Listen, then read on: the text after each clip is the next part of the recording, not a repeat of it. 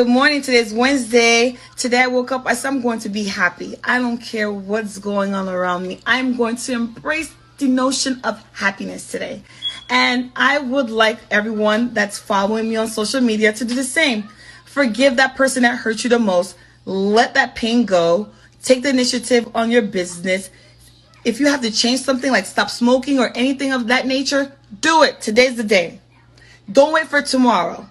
Do it today. All right? Yay! Happy Wednesday. Hi, good morning, everyone. I have something on my mind.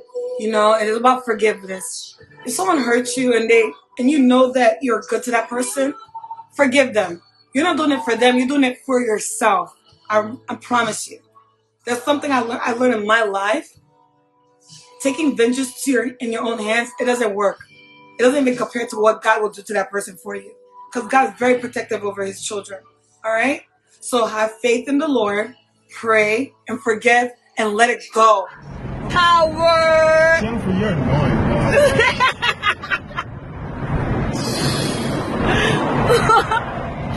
bro. She was loving.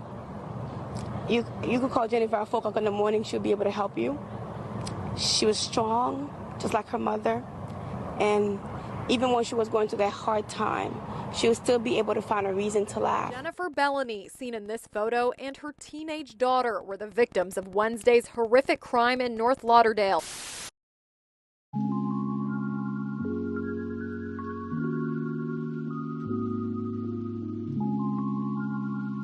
32-year-old Jennifer Bellony is described by family and friends as a positive and beautiful soul who had a love for children.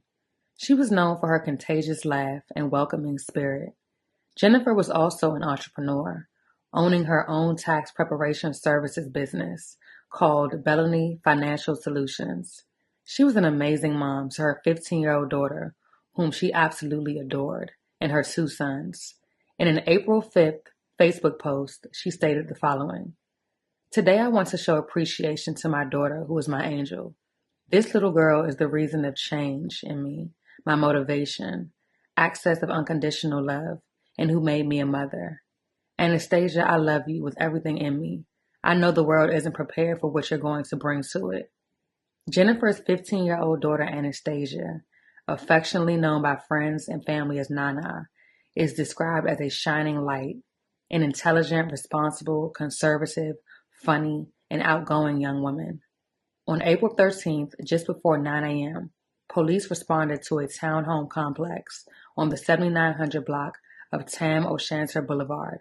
Upon arrival, they will find 2 victims suffering from gunshot wounds. Yellow tarp covering the bodies of 2 people who were shot to death outside of their home in North Lauderdale. Police say gunshots rang out just after 9 a.m. on Tam O'Shanter Boulevard. Friends confirmed to NBC6 Jennifer Bellony and her teenage daughter were killed.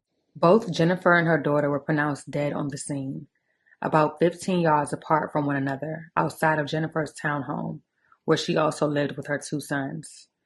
Family and friends received the news Wednesday morning. They were visibly distraught and confused. Humble heart, and was always there for us. Jennifer Bellony's aunt still in disbelief. She says they were like sisters, though aunt and niece, they were the same age. Growing up in Margate, going through school together. Family tells NBC6 Jennifer, a 32-year-old mother of 3, was shot to death outside her home in North Lauderdale. Her teenage daughter killed too. They say her ex-husband and the father of her children took their lives. Police are searching for 34-year-old Andre Anglin. Belinda Bellamy says that's her niece's ex-husband. She says they've been divorced for 2 years after more than a decade together. Because they were high school sweetheart, and he abused her countless times.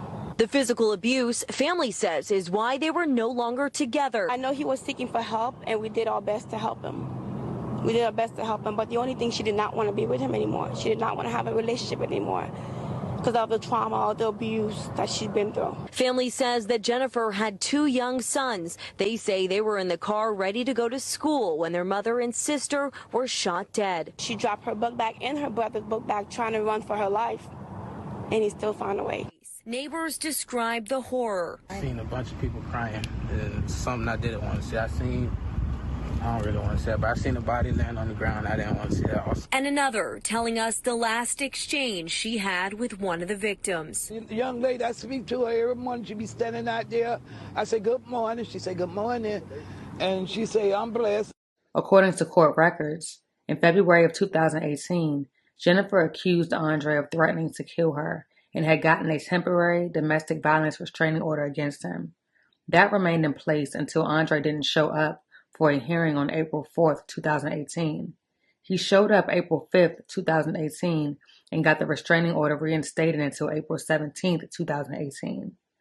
But they were soon dismissed after she failed to follow through to make the order of protection permanent. Andre also received probation after a domestic violence incident in 2009. Andre's on foot. How far can you get on foot? They need to find Andre and they need to find him now. You can't get far on foot. Authorities say they don't have a last known address for Andre, but said he frequents the Margate area.